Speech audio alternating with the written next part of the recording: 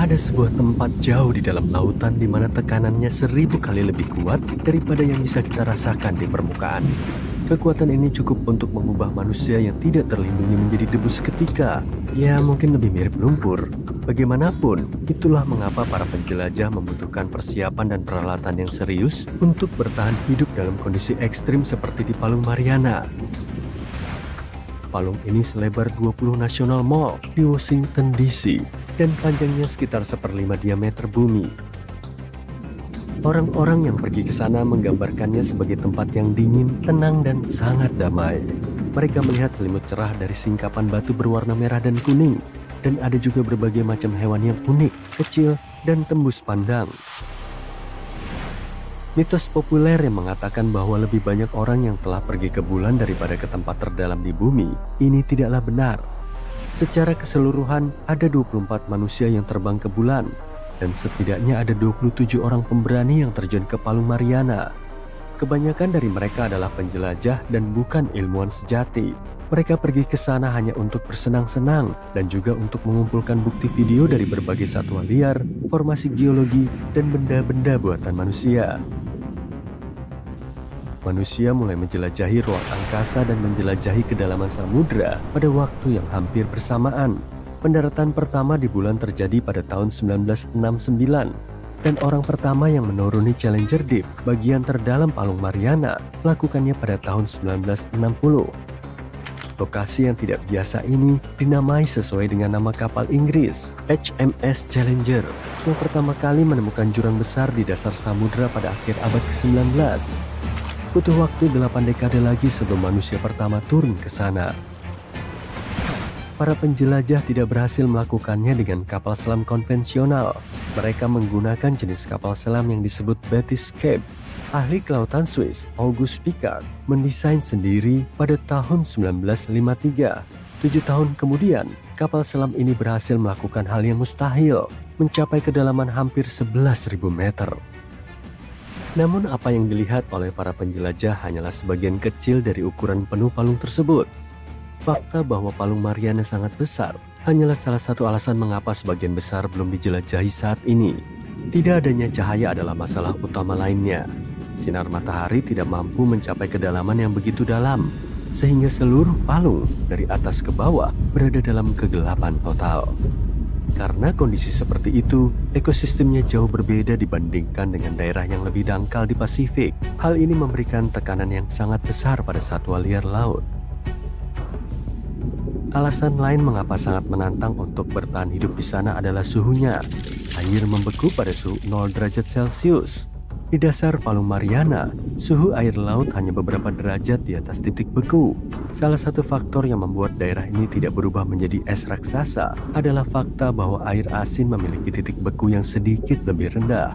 Alasan lainnya adalah energi panas bumi yang menghangatkan tanah di bagian bawah sehingga tidak membeku. Itulah mengapa kapal selam harus memiliki insulasi yang tepat untuk menavigasi kondisi es ini. Ketika mereka mencapai dasar laut, para peneliti menemukan bahwa iklim yang terpencil dan keras ini adalah rumah bagi beberapa spesies hewan. Mereka menemukan belut gigi panah, ikan siput, dan cacing sendok di berbagai kedalaman. Bahkan ada teripang tembus pandang yang tampak aneh dan amfipoda yang mirip udang. Kejutan terbesar adalah tikar mikroba yang tumbuh subur dengan metana dan hidrogen dari lumpur. Di antara spesies lainnya, ikan siput Mariana terlihat seperti ahli lingkungan yang dapat masuk lebih jauh dan lebih dalam ke dalam parit untuk mencari mangsa daripada pesaingnya. Terlepas dari penampilannya yang tampak rapuh, ikan siput telah beradaptasi untuk menahan tekanan ekstrim, sebuah kekuatan super yang tidak akan bisa bertahan tanpanya.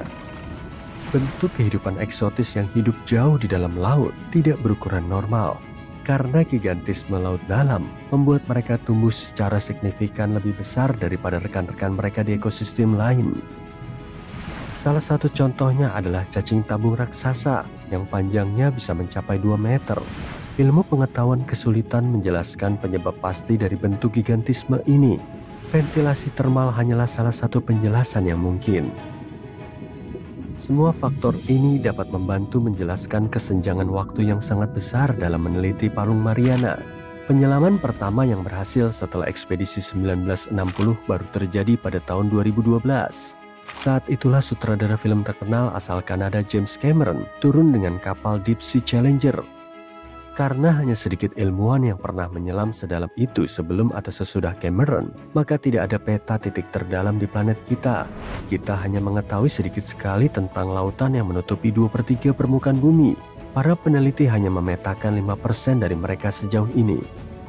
Ilmu pengetahuan masih memiliki banyak hal untuk dijelajahi di Palung Mariana dan tempat-tempat lain yang belum dijelajahi di planet kita. Hutan hujan Amazon merupakan contoh terbaik dari wilayah yang paling belum dijelajahi di dunia. Daftar alasan mengapa bagian dari Amerika Selatan ini tidak dikenal dimulai dari marga satwanya. Jaguar, anaconda, piranha, kaiman hitam, dan laba-laba pengembara Brasil hanyalah beberapa makhluk yang menimbulkan risiko bagi para peneliti. Curah hujan sepanjang tahun yang tak henti-hentinya menyebabkan banjir besar. Ditambah lagi dengan arus sungai yang berbahaya. Dan kamu dapat melihat mengapa para ilmuwan hanya memetakan sebagian kecil wilayah Amazon hingga saat ini. Hanya di satu wilayah di Brasil dekat Peru, terdapat setidaknya 14 suku yang tidak pernah berhubungan dengan dunia luar. Otoritas nasional berniat dunia luar, bukannya seperti itu. Isolasi masyarakat adat ini adalah cara terbaik untuk melindungi masa depan mereka. Hal yang sama berlaku untuk pulau terpencil di Samudra Hindia. Setelah tsunami yang tragis pada tahun 2004, helikopter terbang di atas Pulau Sentinel Utara untuk memastikan bahwa penduduknya masih hidup dan sehat. Penduduk Sentinel tidak senang. Mereka mengambil busur dan anak panah untuk mengusir pengunjung yang tidak diinginkan. Suku ini adalah salah satu suku terakhir yang belum tersentuh di bumi. Meskipun para antropolog dan pembuat film telah mengunjungi pulau ini pada akhir tahun 1960-an, kita masih belum mengetahui banyak tentang penduduk aslinya. Letaknya jauh dari jalur pelayaran di Teluk Benggala, Sentinel Utara tidak memiliki pelabuhan alami dan dikelilingi oleh terumbu karang yang dangkal. Hal ini membuat akses ke pulau ini hanya bisa dilakukan dengan perahu. Para pejabat India yang mengklaim pulau ini telah melarang orang luar mengunjungi pulau ini karena alasan keamanan. Perkiraan jumlah penduduk yang mendiami pulau ini sangat bervariasi, mulai dari 15 hingga 500 orang. Pulau ini tidak kecil, luasnya sekitar 5 kali lebih besar dari Bandara Heathrow di London. Terlepas dari kontak sesekali selama 2 abad terakhir, suku Sentinelese pasti telah terisolasi untuk waktu yang lama. Mereka memiliki hubungan kekerabatan dengan kelompok-kelompok penduduk asli lainnya di Kepulauan Andaman. Tetapi tetangga mereka tidak dapat memahami sepatah kata pun dari bahasa mereka. Benua Antartika sama sekali tidak memiliki pemukiman manusia yang permanen. Satu-satunya orang yang secara berkala tinggal di sana adalah para ilmuwan internasional. Hamparan es dan salju yang luas, kira-kira seukuran Amerika Serikat dan Meksiko jika digabungkan, masih memiliki banyak wilayah yang belum pernah diinjakan kaki manusia. Citra satelit dan foto-foto yang diambil dari udara oleh pesawat NASA telah memetakan seluruh benua ini. Jadi kita tahu kemana harus pergi, tapi tidak semudah itu. Alasannya adalah semua kata sifat yang sesuai dengan Antartika.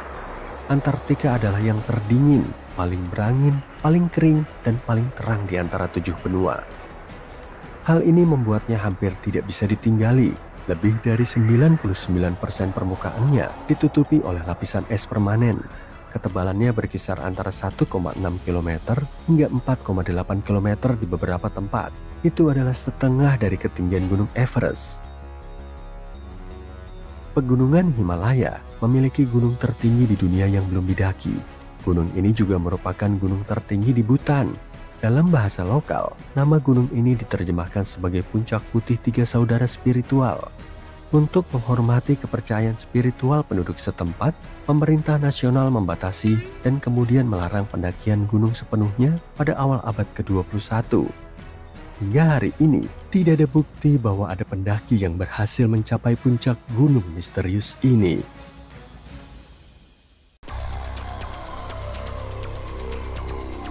Kamu bisa berenang nggak? Sip. Soalnya aku mau ngajak kamu pergi ke titik terdalam Samudra Pasifik. Nah, pakai sepatu katakmu dulu. Bagian terdalam di Palung Mariana menunggumu. Sekarang, ayo nyemplung. Sip deh. Mari kita mulai. 0,3 meter di bawah air. Di kedalaman ini kamu bisa berenang tanpa peralatan khusus seperti masker. Wah, lihat ada pengunjung lain. Atau paus ya? 3 meter di bawah air, ini agak lebih dalam dibanding kolam umum dan pantai pada umumnya. Kamu bisa melihat ikan warna-warni dan bahkan fitoplankton yang makan dari sinar matahari. 8 meter ke bawah, ini adalah kedalaman tempat fondasi kota apung Venesia di Italia berdiri. Para pembuatnya menaruh tiang pada kedalaman itu, kemudian membangun rumah dan jalanan.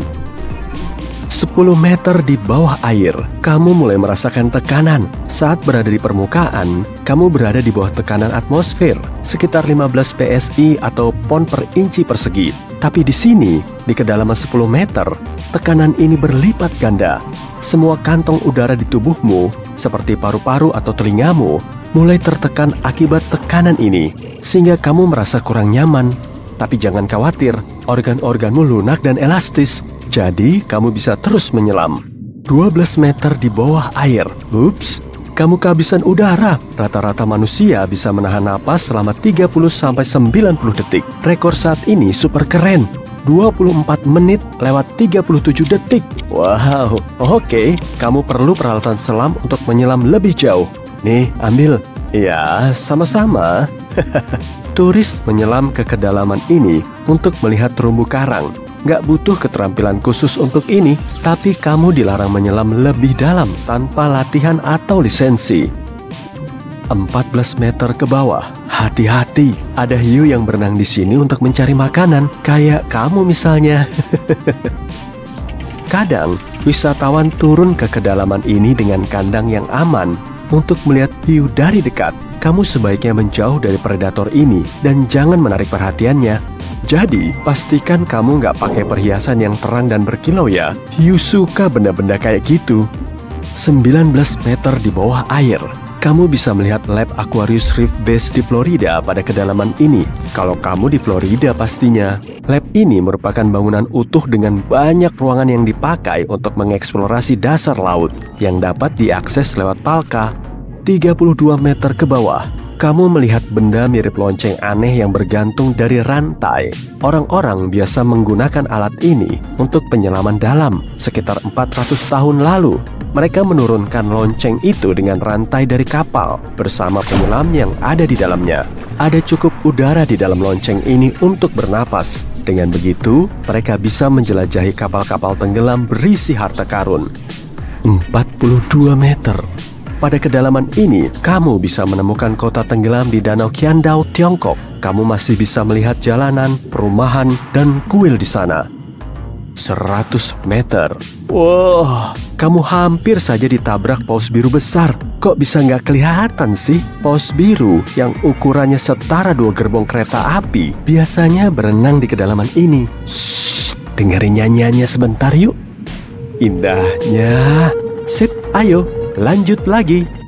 200 meter. Disinilah sebagian besar kehidupan laut berakhir. Sinar matahari tidak bisa menembus air lebih dalam lagi. Ikan-ikan yang ada di bawah kedalaman ini lagi sangatlah unik. Seperti angler ini, bentuknya seaneh ini karena harus beradaptasi dengan tekanan tinggi di sini. 214 meter di bawah air. Ini adalah batas akhir tempat kamu bisa melihat manusia tanpa peralatan selam. Pria ini memegang gelar orang terdalam di bumi. Dan cuma dia yang berhasil mencapai kedalaman ini. Tekanan air pada tubuhnya di sini sekitar 20 kali lebih besar dibanding di permukaan. 300 meter. Wah, suara apa tuh? Wow, ada kapal selam. Ini kedalaman maksimum kapal selam. Beberapa kapal selam bisa melesat dengan kecepatan 42 km per jam. Fakta unik, burung unta bisa berlari 2 kali lebih cepat, tapi dia nggak bisa berenang sih. 332 meter. Dadah penyelam scuba. Kamu cuma bisa lihat mereka sampai sini. Rekor dunia dicatat di Laut Merah. Si penyelam cuma butuh 12 menit untuk mencapai kedalaman ini. Tapi dia butuh 15 jam untuk kembali ke permukaan guna menghindari sakit dekompresi. Jadi sekarang kamu harus memakai setelan selam atmosferik yang sepenuhnya tersegel. Dan kamu nggak akan merasakan tekanan air yang besar pada tubuhmu kalau pakai itu. 443 meter. Kalau kamu memasukkan gedung Empire State ke dalam air, ujungnya akan ada di sini. Sementara semua karpet di dalamnya pasti basah. 700 meter ke bawah, tekanan air di sini 70 kali lebih besar dibanding di permukaan. Bagian plastik yang fleksibel dari setelanmu nggak bisa menahan tekanan sebesar ini. Jadi, ada paket ekspres nih. Ini adalah kapal selam lautan super dalam. Sekarang, kamu bisa lanjut nyelam sampai mentok. 830 meter. Di sini, kamu bisa melihat ujung bangunan tertinggi di bumi, Burj Khalifa. Bentar, siapa sih yang nyelupin semua gedung tinggi ini ke sini? 1641 meter. Ini adalah kedalaman salah satu danau tertua dan terdalam di dunia, Danau Baikal. Luas areanya sedikit lebih besar dibanding seluruh negara Belgia. 2450 meter. Ini rekor kedalaman anjungan lepas pantai Perdido di Teluk Meksiko. Dan bagian dengan 3 dek di atasnya hampir setinggi menara Eiffel. 3646 meter. Ini adalah kedalaman rata-rata Samudra Atlantik. Kamu bisa melihat tabung besar selebar leher jerapah yang sepertinya tidak berujung. Yep, kabel ini menghubungkan Eropa dan Amerika Utara dan digunakan untuk komunikasi via telegraf. 3750 meter di bawah air. Tiba-tiba, di tengah kegelapan, kamu melihat sesosok kapal. Ya ampun, itu Titanic. Tekanan air yang intens bisa menghancurkan kita manusia di kedalaman ini. Jadi, kamu cuma bisa menyelam menghampiri Titanic pakai kapal selam. 4000 meter. Waduh, ini adalah ujung dari tambang terdalam di dunia, yaitu tambang emas Emponen di Afrika. Tapi, kamu masih harus menyelam lebih dalam lagi. Yuk, kebut. 6100 meter. Di sini, kamu bisa melihat puing-puing kapal tua paling dalam, USS Johnston, tenggelam lebih dari 70 tahun lalu. Kamu masih bisa melihat angka 557 di haluannya. 8000 meter. Di sini, dalam kegelapan total ini, kamu bisa menemukan ikan terdalam di dunia, yaitu Snailfish Mariana. Panjangnya setara anak kucing rumahan dan punya kulit yang hampir transparan. Matanya rabun karena sinar matahari tidak pernah sampai ke sini. 8.850 meter. Kalau kamu mengambil Gunung Everest, membalikkan dan memasukkannya ke Palung Mariana, disinilah kamu melihat ujungnya. Meski ini adalah titik tertinggi di planet kita, perjalanan menyelammu masih jauh. 10.900 meter ke bawah. Di sini, di kedalaman Challenger, kamu masih bisa melihat biota laut. Tapi kamu butuh mikroskop. Bakteri yang tinggal di sini makan dari molekul organik yang mirip minyak. Kalau lebih dalam lagi, selamat. Kamu sampai di dasar, yaitu 11.000 meter. Tekanan di sini 1071 kali lebih tinggi dibanding di permukaan. Tapi kamu bukan orang pertama yang pernah ke sini. Salah satu ekspedisi terakhir ke dasar Palung Mariana dilakukan pada tahun 2012. Seorang pembuat film asal Amerika turun ke sini naik kapal selam yang dia rancang sendiri. Tapi tekanan air merusak beberapa mesinnya, jadi dia kesulitan bermanuver di sini. Sonarnya juga rusak dan beberapa baterainya anjlok. Dia berada di kedalaman Challenger selama sekitar 3 jam dan mengabadikan banyak foto dan video. Kalau lihat bagian dasar ini sendiri, kamu bisa melihat gelembung yang merupakan karbon dioksida dan sulfur cair. Di sini dingin sekali karena tekanan dan suhu ekstrimnya dekat dengan titik beku. Tapi masih ada kehidupan di sini dalam kondisi seberat ini. Ada 3 mikroorganisme yang hidup di sini, Xenophiophora, Amphipoda, dan teripang kecil. Jumlahnya nggak banyak karena sumber makanan di sini juga nggak banyak. Biasanya ada banyak daun palem di dasar laut yang bisa sampai ke sana dari daratan. Tapi jarak Palung Mariana dan pulau-pulau terdekat mencapai 200 km. Jadi, satu-satunya makanan di sini adalah plankton dan sisik ikan dari lapisan atas lautan. Tapi semua ini harus tenggelam belasan ribu meter dulu untuk menjadi makanan bagi para penghuni dasar laut. Tapi bisakah kamu pergi lebih dalam ke kerak bumi? Nah, keluarin aja bor raksasamu dan nyalakan mesin jetnya. Kamu menembus kerak bumi 60 km lagi, dan disinilah ujungnya. Kamu memasuki mantel atas. Ini adalah lautan lava panas yang dalamnya 2.900 km. Kamu harus berenang menembusnya untuk sampai ke inti terluar sedalam 2.270 km lagi. Lalu kamu baru sampai ke inti bagian dalam, masuk 1.215 km lagi. Dan selamat, kamu sampai di pusat bumi. Aku sebenarnya mau nanya, kita keluarnya gimana ya? Ada banyak sekali ikan di laut. Beberapa di antaranya terlihat sangat mirip dengan Nemo atau Dory di Finding Nemo. Lalu ada ikan kupu-kupu dan ikan gapi yang memang sangat cantik. Dan kemudian ada... apa itu? Aku bayar pengalaman menyelam bukan untuk melihat ikan ini. Anglerfish memiliki gelar tidak resmi sebagai hewan terjelek di dunia. Tapi aku nggak akan berani menyampaikan berita itu ke dia. Ada lebih dari 200 spesies anglerfish yang saat ini berenang-renang di suatu tempat di kedalaman yang suram di Samudra Atlantik dan Antartika hingga sekitar 1,5 kilometer di bawah permukaan. Beberapa di antaranya lebih menyukai kondisi kehidupan yang berbeda, lingkungan tropis yang dangkal. Anglerfish bervariasi dalam bentuk dan ukuran, dari sea devil hitam yang terkenal hingga frogfish, monkfish, footballfish, goosefish, batfish, dan kodok laut. Yang lebih besar bisa sepanjang setengah dari panjang tempat tidur ukuran penuh, tapi sebagian besar ukurannya sekitar 30 cm. Karena pilihan makanan di tempat tinggal ikan-ikan ini tidak terlalu banyak, mereka harus membuat strategi berburu yang unik. Makhluk ini tidak membuang energinya yang tak ternilai harganya untuk mengikuti calon mangsa. Sebagai gantinya, mereka menggunakan sepotong tulang belakang punggung yang menempel di atas mulut mereka seperti pancing. Dari sanalah namanya berasal. Ada kantung bakteri bioluminescen yang bersinar terang dalam gelap di ujung joran itu.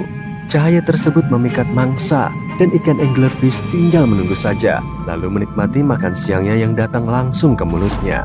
Tubuh mereka lentur dan besar, sehingga mereka dapat dengan mudah menelan mangsa yang ukurannya 2 kali lipat dari tubuhnya. Anglerfish laut dalam memakan apapun yang bisa mereka temukan. Spesies yang hidup di perairan yang lebih dangkal tidak pilih-pilih dan dapat memakan apa saja, mulai dari udang hingga siput dan ikan kecil. Namun, hanya anglerfish betina yang memiliki fitur joran yang keren itu. Lalu bagaimana dengan ikan yang jantan? Menemukan belahan jiwa jauh di bawah laut tidaklah mudah. Serius, tidak ada cahaya di bawah sana. Ditambah lagi, suhu yang sangat dingin dan tingkat oksigen yang rendah. Anglerfish tidak bisa melakukan banyak kencan dalam kondisi seperti itu. Jadi mereka kawin untuk seumur hidup.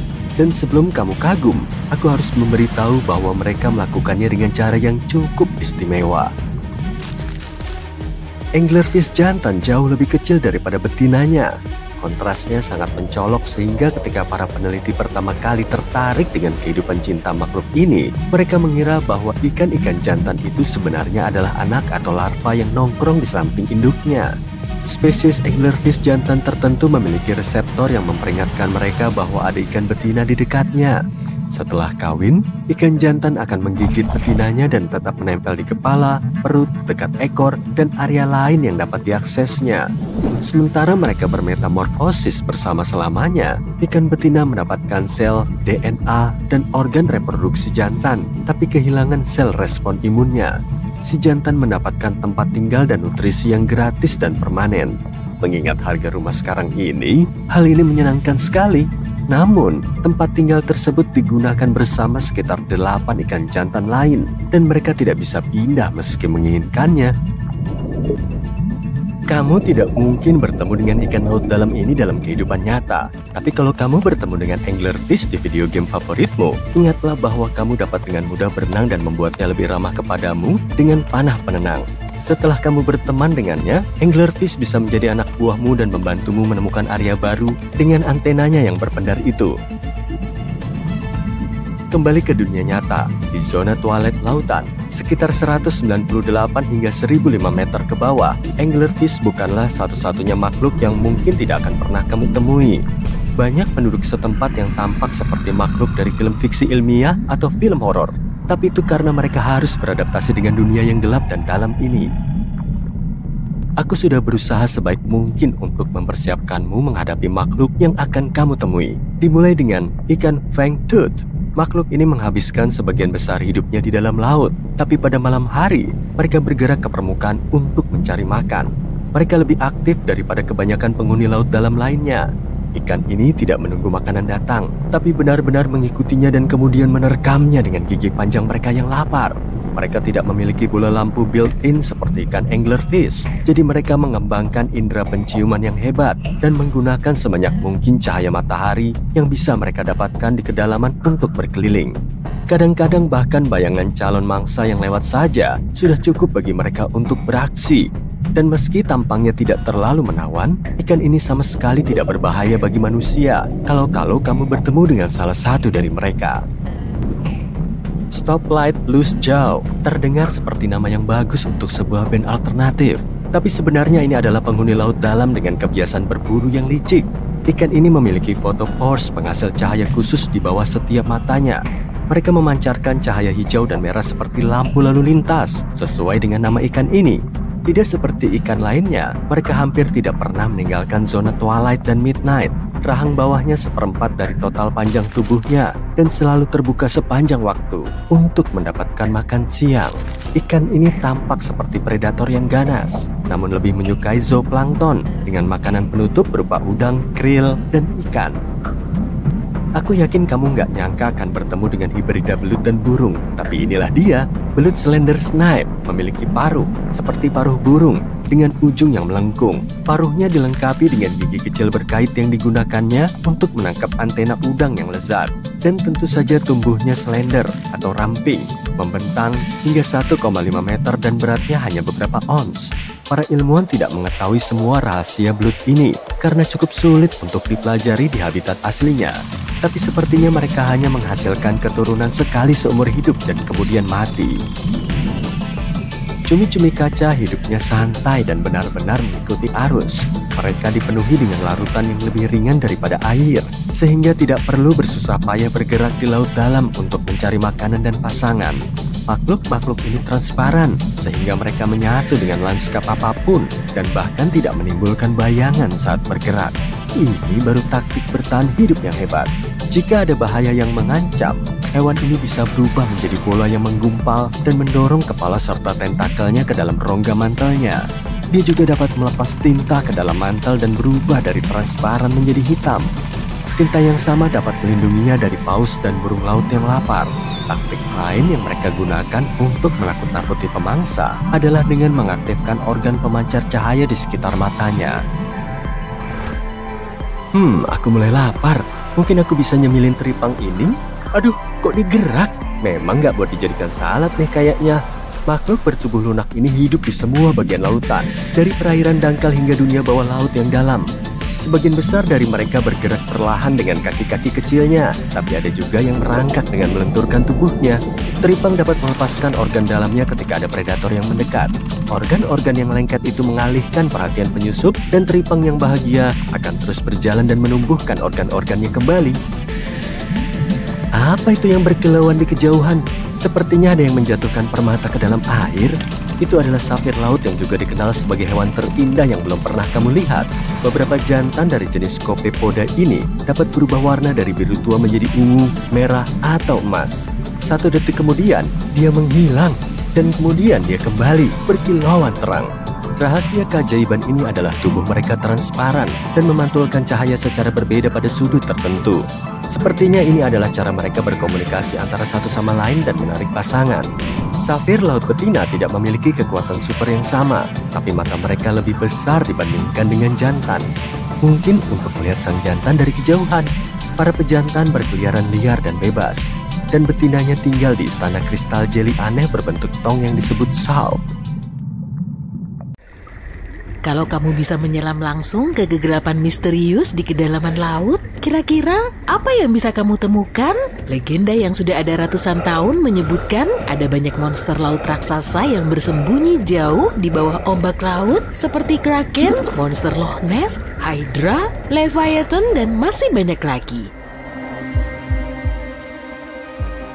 Oke, emang gak ada orang yang pernah ngelihat monster kayak gitu, tapi masih ada laba-laba laut, cumi-cumi, cacing, dan banyak hewan besar menakjubkan lain yang tumbuh jauh lebih besar dari yang kita kira. Cumi-cumi kolosal dari perairan sub-Antartika ini misalnya, ukurannya sekitar 14 kali lebih panjang dari cumi-cumi panah yang hidup di dekat Selandia Baru. Dan jauh di dalam Samudra Pasifik ada spons laut sebesar minivan. Lautan mengandung sekitar 96,5% dari semua air di planet kita. Sekitar 80% kehidupan di bumi yang kita temukan berada di bawah ombak laut. Kita belum menjelajahi, memetakan, atau bahkan melihat lebih dari 80% lautan. Bahkan, kita memetakan Mars lebih baik daripada dasar laut kita sendiri. Tekanan di sana besar sekali dan kamu bakal serasa sedang menahan hampir 50 jet jumbo. Dan suhu di kedalaman seperti itu sangat rendah. Kondisi jauh di bawah permukaan laut sangatlah keras. Jadi makhluk hidup yang di sana perlu menyesuaikan diri. Itu sebabnya banyak dari mereka tumbuh amat sangat besar untuk bertahan hidup. Ukuran makhluk yang hidup di kedalaman gelap yang dingin begitu besar karena fenomena bernama gigantisme laut dalam. Makin dalam kamu masuk ke bawah permukaan laut, makin sedikit sinar matahari yang sampai ke sana. Jadi suhu di sana turun drastis, alhasil ukuran sel dan umur makhluk yang di sana menjadi lebih besar dan panjang. Selain itu, makhluk di sana tidak mendapatkan oksigen sebanyak hewan laut yang hidup di tempat yang lebih dangkal. Dan sumber makanan mereka sangat minim, sebagian besar makanan yang mereka dapatkan berasal dari perairan yang lebih dangkal dan cuma sedikit yang sampai ke bagian lebih dalam. Jika makanan yang ada tidak cukup, bertubuh besar merupakan suatu keuntungan. Makhluk yang lebih besar bisa bergerak lebih jauh dan lebih cepat untuk menemukan makanan. Metabolisme mereka bekerja lebih lambat, mereka tidak mencerna makanan dengan cepat, jadi mereka bisa menyimpan makanan dan menghemat energi untuk masa-masa sulit saat makanan sulit didapatkan. Mereka juga tidak perlu mengatur suhu tubuh, sehingga mereka juga bisa menghemat energi yang kemudian bisa mereka transfer ke proses tubuh lainnya. Mereka tumbuh lebih lambat dan lebih lama dibanding yang hidup di perairan dangkal. Mayoritas spesies ikan yang tinggal di perairan dalam hidup selama 30 tahun atau bahkan lebih. Bahkan ikan Rauffi jingga bisa hidup hingga 150 tahun. Ikan ini tumbuh sepanjang 7,3 meter dan beratnya mencapai 1,5 ton. Tapi hewan ini tumbuh menjadi begitu besar selama berabad-abad, mereka mulai mencari pasangan saat berusia 150 tahun. Dan mereka juga bisa hidup selama ini karena tidak banyak pemangsa di kedalaman mereka tinggal. Selain itu, tidak ada manusia atau hal lain yang bisa mengganggu atau membahayakan keberadaan mereka. Pada kedalaman seperti ini lingkungannya lumayan stabil, jadi banyak hewan di sana mirip fosil hidup karena mungkin belum berubah selama jutaan tahun. 200 meter pertama di kedalaman laut dianggap sebagai laut terbuka. Mayoritas kehidupan laut yang kita temukan tinggal di sana karena cahaya matahari masih menjangkau kedalaman itu. Kemudian, setelah terus melangkah lebih dalam, kamu akan sampai di Twilight Zone. Sepertinya nggak ada yang tinggal di sana, tapi saat memasuki kedalaman 250 meter, kamu melihat oasis kecil kehidupan kuno yang melimpah. Misalnya ada lili laut, hewan yang telah hidup di kedalaman seperti ini dan tidak berubah selama jutaan tahun.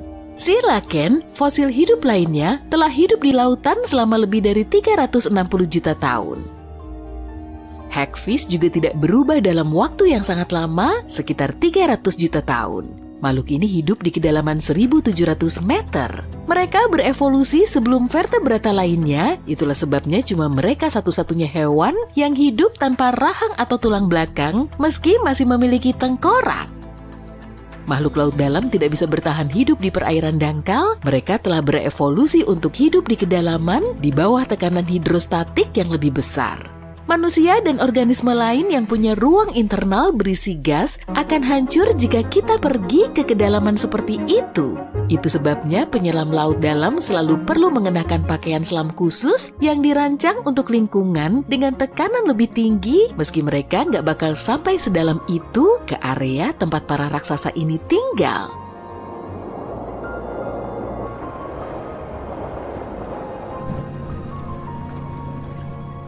Tapi di dekat Antartika, kamu bisa melihat gigantisme jauh lebih dekat ke permukaan. Seperti spons raksasa, siput laut, laba-laba laut seukuran piring makan, cacing, dan bahkan beberapa organisme bersel tunggal yang sangat besar. Mereka semua cenderung bersantai di perairan yang lebih dangkal. Para ilmuwan belum mengetahui alasannya, tapi mereka memperkirakan itu mungkin ada hubungannya dengan oksigen. Spesies raksasa ini hanya menggunakan sedikit oksigen dan perairan di sekitar Antartika lumayan kaya oksigen sehingga tidak ada batasan bagi hewan-hewan ini untuk tumbuh makin besar. Kembali ke makhluk laut dalam, seperti yang kubilang tadi, mereka harus menyesuaikan diri dengan tekanan yang kuat sehingga mereka hampir tidak punya celah udara di tubuh mereka. Sebagian besar tubuh mereka berbasis air dan karena air tidak bisa dimampatkan, yang berarti tidak bisa dikompresi, mereka pun tak akan terpengaruh oleh tekanan setinggi itu. Tapi karena semua ini, jika mereka naik ke permukaan, mereka mungkin akan membengkak bahkan mungkin meledak. Blobfish ini contohnya si hewan terjelek di dunia. Bentuknya kelihatan normal, jauh di bawah permukaan di habitat aslinya. Tapi saat naik ke permukaan, di mana tekanannya 120 kali lebih rendah, bentuknya berubah.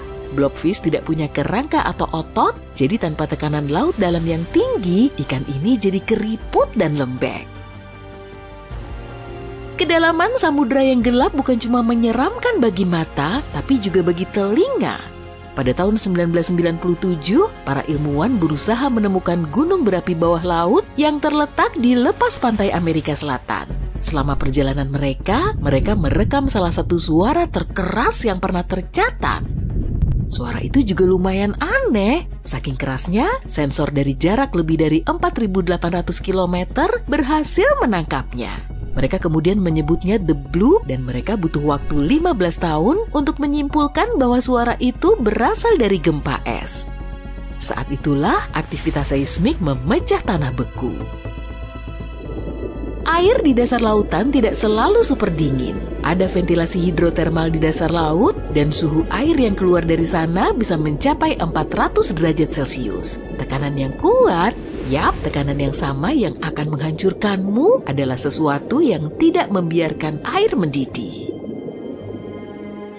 Ada ratusan spesies hewan yang hidup di dekat lubang hidrotermal laut dalam, beberapa di antaranya seperti cacing tabung, tidak seperti yang pernah kita lihat sebelumnya. Cacing ini menyerap bahan kimia dari cairan ventilasi dan begitulah cara mereka memberi makan bakteri yang hidup di dalam mereka.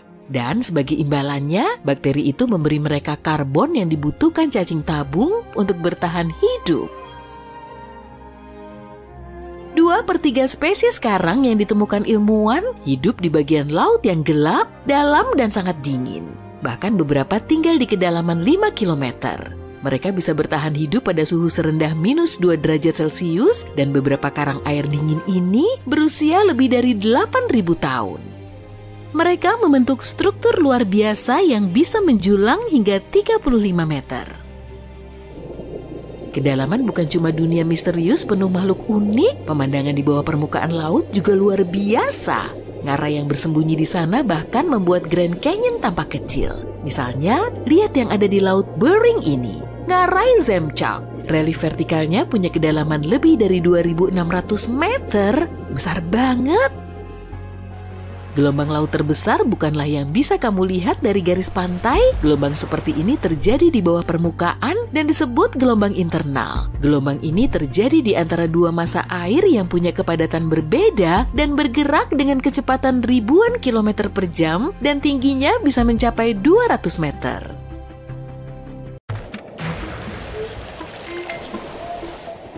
Tidak banyak yang bisa kita lakukan di Antartika selain penelitian ilmiah. Kamu bisa melihat-lihat satwa liar seperti penguin dan anjing laut imut.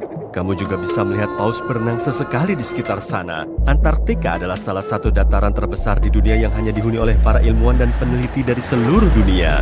Para ilmuwan ini menggali lubang menembus es yang cukup tebal untuk mempelajari udara zaman kuno dan bagaimana atmosfer bisa membersihkan dirinya sendiri.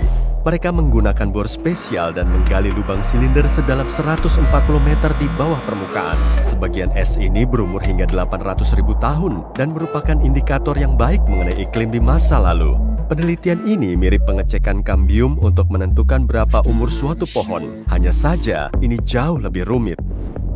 Penggalian itu mudah dan mereka memutuskan untuk menjatuhkan es ke dasar lubang guna melihat apa yang akan terjadi selanjutnya. Mereka mendengar suara yang sangat tidak biasa. Kedengarannya seperti berada di pesawat luar angkasa yang melintasi banyak rintangan dan bebatuan yang saling menabrak. Tinggi nadanya berubah seiring semakin jauh es ini jatuh, mulai dari nada tinggi dan diakhiri suara rendah mirip detak jantung. Para ilmuwan bingung saat pertama kali mendengarnya dan menjatuhkan es lagi. Tapi alhasil, mereka mendengar jenis suara yang sama sekali lagi. Namun variasinya berbeda. Mereka tidak tahu apa yang ada di bawah sana dan yang lebih penting, kenapa suara semacam ini bisa terdengar. Antarktika punya sejumlah gunung berapi. Banyak di antaranya berada di bawah lapisan es yang sangat tebal. Para ilmuwan menemukan 91 gunung berapi dan mengklaim masih ada lebih banyak. Dan itu berpotensi menjadikan tempat ini sebagai wilayah vulkanis terluas di dunia. Seraya melakukan penelitian ilmiah rutin, para peneliti menemukan banyak figur kerucut besar yang aneh. Ada yang sedalam 3 km di dalam es, dan yang lain menjulang hingga lebih dari 900 meter dengan lebar puluhan meter. Tapi di permukaan, semuanya sedatar lembaran kertas. Mereka mungkin menjatuhkan es ke dalam gunung berapi, tapi kemungkinannya kecil. Meski keberadaan gunung berapi bawah tanah ditemukan secara tidak sengaja, ada kemungkinan kecil pusat penelitian mereka dibangun di atas salah satunya. Kemungkinan besar, mereka bekerja di suatu area tempat penelitian iklim kuno jauh lebih mudah dan tidak seberbahaya di tempat lain. Mereka mengumpulkan sampel es dan mempelajarinya di laboratorium. Kegiatan ini mirip seperti menemukan serangga prasejarah di dalam batu ambar jutaan tahun lalu saat dinosaurus masih berkeliaran di bumi. Tapi alih-alih serangga kecil, para ilmuwan mempelajari debu, gelembung udara, garam laut, abu vulkanis, dan objek lain yang mungkin berasal dari lingkungan prasejarah. Mereka bisa mengetahui seperti apa iklim pada masa itu. Sampel es ini mungkin menunjukkan bahwa lapisan es barat Antarktika meleleh saat iklim bumi memanas. Jika benar, ini mungkin akan terjadi lagi. Itu berarti akan ada peningkatan permukaan laut yang memengaruhi kota-kota pesisir dan pulau-pulau kecil. Tapi para ilmuwan belum yakin akan kebenarannya, meski ada beberapa bukti pendukung. Proses mempelajari sampel es dapat memakan waktu seminggu atau bahkan setahun, tergantung pada temuan mereka. Para peneliti menghancurkan atau melelehkan sampel sedikit demi sedikit. Dan layaknya kambium pohon, makin dalam lapisannya, makin jauh kita kembali ke masa lalu. Untuk mempelajari gelembung prasejarah yang terperangkap di dalam es, para peneliti harus menghancurkan sampel di ruang hampa agar udaranya tidak keluar selama proses ekstraksi udara dan memasukkannya ke botol. Ada berbagai instrumen dan perangkat untuk mempelajari sampel es, tapi karena sampel es ini sangat sensitif, tiap pengukuran harus dilakukan di dalam ruangan yang bersih untuk mencegah hal-hal yang tidak diinginkan. Para ilmuwan harus mengenakan baju pelindung yang tepat dan berlapis-lapis sarung tangan yang terus-menerus disuplai udara. Hal terkecil seperti sidik jari saja dapat merusak sampel es ini. Para peneliti mencari pola tertentu untuk melihat perubahan komposisi atmosfer dan suhu. Tapi menjatuhkan es ke dalam lubang bukanlah ide yang buruk. Alasan kenapa es tadi membuat suara yang aneh sama dengan kenapa suara klakson mobil yang bergerak terdengar berbeda dibandingkan saat diam. Istilah ilmiah untuk fenomena ini adalah efek Doppler, yaitu perubahan yang jelas dalam frekuensi gelombang, berkenaan dengan pengamat yang bergerak relatif terhadap sumber gelombang suara. Bukan berarti frekuensi suaranya berubah, melainkan hanya bergeser. Efek yang sama juga terjadi pada jenis gelombang lain, seperti air dan cahaya. Tapi gelombang suara adalah yang paling populer dalam pembahasan efek Doppler. Jadi, saat para ilmuwan menjatuhkan es ke dasar lubang, gelombang suara merambat lagi ke atas dan memantul di sekitar tabung sempit yang dibor para peneliti. Itu sebabnya suara piu-piu terdengar. Jangan lupa, es ini terjun sekitar 140 meter ke bawah. Kapal minyak menggali lubang di dasar samudera yang bisa sampai ribuan kilometer di bawah bumi. Kola Super Deep Borehole di Rusia adalah lubang terdalam yang pernah dibuat oleh manusia. Kedalamannya mencapai 12.000 1200 meter di bawah permukaan dan butuh hampir 20 tahun untuk mencapai kedalaman 12 km ini. Di bawahnya masih ada setengah jarak lagi untuk mencapai mantel bumi. Kalau menurut skala bumi, lubang yang sangat dalam ini cuma seperti goresan di permukaannya. Lubang ini bukan untuk menggali minyak dan letaknya juga bukan di laut. Pengeboran ini dihentikan pada tahun 1992 saat para insinyur menyadari suhunya mencapai 37 derajat Celcius lebih tinggi dari yang mereka perkirakan. Lalu, lubang ini ditinggalkan dan kini menjadi lubang terbengkalai. Tapi sejauh inilah kita pernah menggali ke pusat planet. Seramnya, beberapa pekerja di situs itu mendengar suara-suara yang datang dari dalam. Di Yaman, ada lubang kuno di Barhut, bagian timur negara itu, di tengah-tengah padang pasir. Letaknya sebenarnya lebih dekat ke Oman daripada ibu kota Yaman, Sana'a. Lubang ini membuat para ahli dan penduduk setempat bingung. Tidak seperti lubang di Rusia dan Antartika, lubang ini bukan buatan manusia. Atau mungkin iya, lubang ini sudah ada selama bertahun-tahun dan penduduk setempat mencoba menghindarinya. Mereka bahkan tidak suka membahasnya karena mengklaim lubang itu membawa nasib buruk bagi orang di sekitarnya atau siapapun yang membahasnya. Katanya, lubang itu dibuat untuk penjara roh, tapi banyak juga yang tidak percaya. Lebar lubang ini 30 meter dan dalamnya sekitar 100-200 meter. Kamu juga bisa mendengar suara aneh yang datang dari dalam.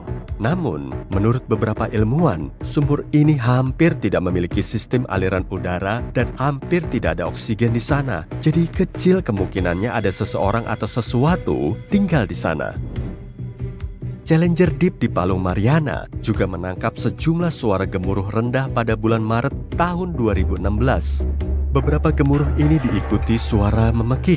Suara ini direkam dalam rentang waktu berminggu-minggu menggunakan mikrofon yang dibungkus titanium agar tekanan kuat titik terdalam di bumi ini tidak merusaknya. Mereka juga harus menurunkannya perlahan-lahan karena tekanan atmosfernya 1000 kali lipat dibanding di permukaan laut.